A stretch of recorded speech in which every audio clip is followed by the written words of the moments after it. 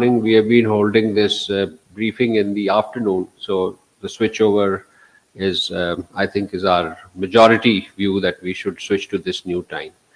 So thank you for gracing us with your presence, dear colleagues from the media. As usual, we begin with the roundup of the week's activity, and the highlight of the week was indeed the visit of the President of Indonesia on the invitation of our Prime Minister, Mr. Mohammad Shahbaz Sharif. President Prabowo Subianto undertook an official visit of Pakistan from 8th to 9th December. We have been issuing the press releases, but just to recap, that at the delegation level talks, the two sides discussed the entire spectrum of the bilateral relations. We resolved to elevate the bilateral partnership, particularly in trade, investment, defense, education, health, and technology, and to further collaborate on exploring untapped opportunities in agriculture, IT, defense, halal products, and skills developments. Views on regional issues and developments were also exchanged. The Prime Minister apprised the President of Indonesia on the situation as well as on the Jammu and Kashmir dispute. He expressed appreciation from President Prabowo's strong humanitarian leadership for the people of Gaza. Upon conclusion of the talks, 8 memorandums of MOUs were signed, focusing on higher education, scholarships, facilitation of small and medium businesses, national archives, libraries, narcotics control, health, and halal products. Besides this, the Chief of the Army Staff and the Chief of Defense Forces, Field Marshal Syed Asim Munir, also called on the President of Indonesia. Defense cooperation was the primary focus of these talks. Views were also exchanged on regional security and further promoting ties between the armed forces of the two countries. The President of Pakistan conferred Nishan-e-Pakistan, the highest civilian honor, on our valued guest from Indonesia. The two leaders also held a meeting to review bilateral ties, shared values, and future cooperation. At the conclusion of the visit, a joint statement was issued, which I'm sure you must have seen. The statement commemorated 75 years of our friendly cooperative ties. It called for expansion of diplomatic and economic relations, strengthening of interparliamentary relations, removal of trade barriers, and enhanced cooperation in service sector, Islamic finance, and halal foods. It took note of the global developments and regional issues, including the Jammu and Kashmir dispute and the dire humanitarian situation in Palestine.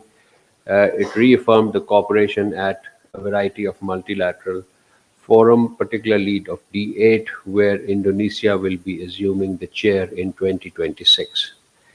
Our Deputy Prime Minister and Foreign Minister, Senator Mohammad Ishaq Dar, held 2 important telephone calls this week.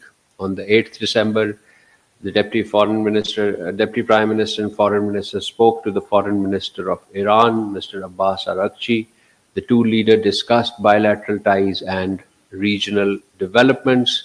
They also appreciated frequent high-level exchanges on matters of mutual interest and look forward to engagement during the upcoming International Forum of Peace and Trust in Ashgabat, Turkmenistan. On the 5th December, the Deputy Prime Minister and Foreign Minister held a telephone call with the Foreign Minister of Saudi Arabia, Prince Faisal bin Farhan Al Saud, during which the two leaders discussed regional developments, particularly in the context of Gaza. The Deputy Prime Minister strongly condemned Israel's unilateral plan to restrict Rafah crossing for the exit and entry of Gaza residents only, deeming it a clear violation of the peace plan and a move that undermines humanitarian access.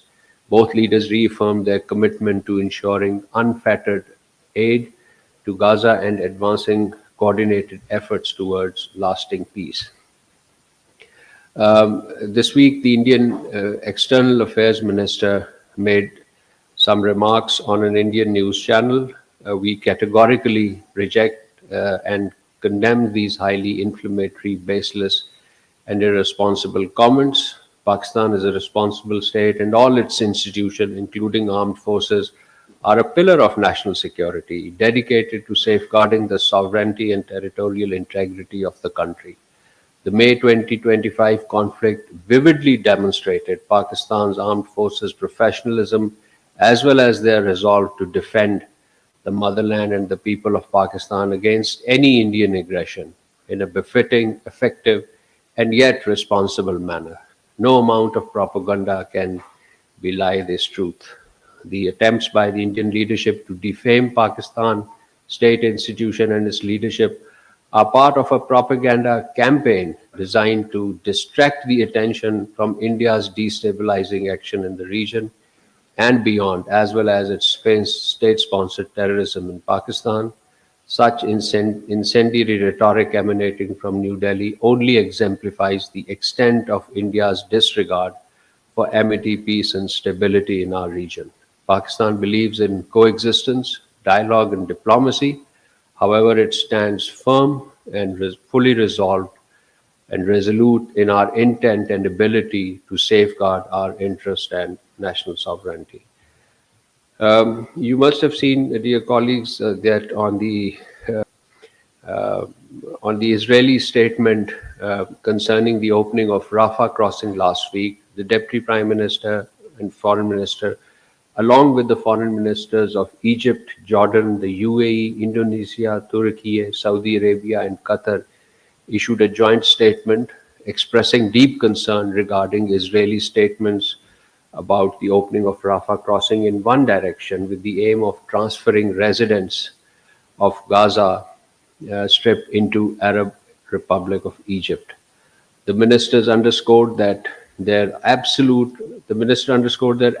rejection of any attempt to expel the Palestinian people from their land and stressed the necessity of the full adherence of the plan proposed by the US President Donald Trump, including its provision on keeping the Rafah crossing open in both directions, ensuring the freedom of movement for the population, and refraining from compelling any resident of the Gaza Strip to create the right condition for them to stay on their land and participation in building their homeland within a comprehensive vision at restoring stability, improving their humanitarian condition. The minister underscored the need to fully sustain the ceasefire, alleviate the suffering of the civilians, and provide an unrestricted entry and exit of humanitarian assistance into the Gaza Strip, initiate early recovery of reconstruction efforts, and create conditions necessary for the Palestinian authorities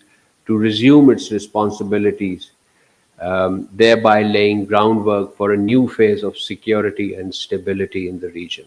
The ministers also reaffirmed readiness to continue working and coordinating with the United States and all regional and global stakeholders, implement fully the resolution 2803, UN Security Council resolution that is, and all relevant earlier resolution, provide for groundwork for achieving a just, comprehensive, and sustainable peace in accordance with international legitimacy and two-state solution, which will lead to the establishment of an independent Palestinian state on the lines of 4th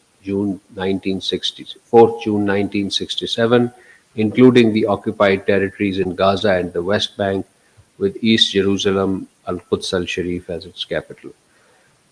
Just this morning, we also issued a press release on the fourth bilateral political consultations between Pakistan and Tunisia, where our delegations was headed by Additional Foreign Secretary Ambassador Hamid Asghar, and the Tunisian side was headed by Director General Ambassador Salim Ghariani. The areas discussed full spectrum of political cooperation. The two our heads of delegation discussed ways to deepen economic cooperation ahead of the 10th Joint Commission meeting between Pakistan and Tunisia, which is scheduled in 2026 in Islamabad. The delegates agreed to enhance coordination on multilateral organizations, particularly the UN and the OIC, and exchange regional and international views on regional and international developments, including the Middle East, Palestine, and North Africa. Additional Foreign Secretary Hamid Asghar also met Mohammed bin Ayad, the Secretary of the State of the Ministry of Foreign Affairs of Tunisia, and they agreed to further deepen the bilateral ties in all fields. So I'll end at that and open the floor for question and answer.